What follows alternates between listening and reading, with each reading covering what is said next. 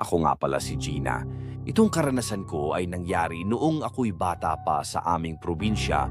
Ang CR namin ay nasa labas sa may bakuran sa likod ng bahay. Tuwing bago matulog, pinaiihi muna ako ni Lola roon.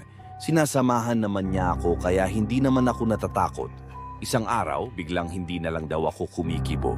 Nagtaka daw sila Lola at ang mga tiyuhin at tiyahin ko dahil hindi naman daw normal na tahimik lang ako. Lumipas ang 3 araw at ganun pa din ako. Naalarma na sila. Ganun din ang aking tatay na nagtatrabaho sa Maynila ay agad na lumuwas pa uwi sa probinsya. Kakain daw ako pero kailangan susubuan ako. Sumusunod naman daw ako pero wala pa din daw akong kibo. Sa pag-aalala, tumawag na sila Lola ng albularyo para tignan ako.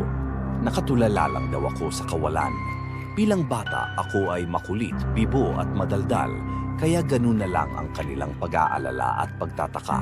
Pagdating ng albularyo ay kinakausap niya ako, ngunit wala akong imik. Gina? Gina? Pagtawag sa akin ng albularyo, tinignan niya ako at hinawakan. Narito lang si Gina, sambit ng albularyo kila Lola. Yung damit na suot ko ay pinahubad at sinuot sa kahoy na krus na dala ng albularyo. Nagsambit siya ng dasal at orasyon, sabay naglibot sa buong tahanan at bakuran ni Lola habang tinatawag ako. Gina? Gina? Bumalik ka na, pagtawag sa akin ng albularyo. Hanggang sa nanatili siya sa may bakuran ng likod ng bahay ni Lola at parang siya ay may kinakausap.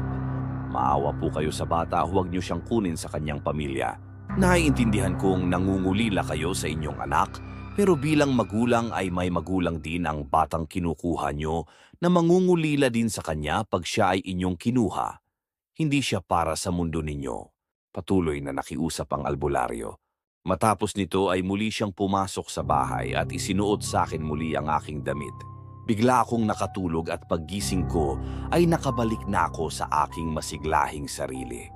Sa kabuuan ng pangyayari ay tila ba para akong nakalutang at nakikita ko sila Lola at ang aking sarili.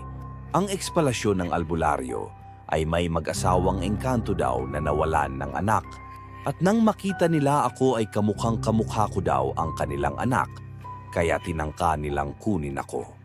Mula nun ay lagi na nila akong binabantayan, magpasa hanggang ngayon na ako ay may pamilya na.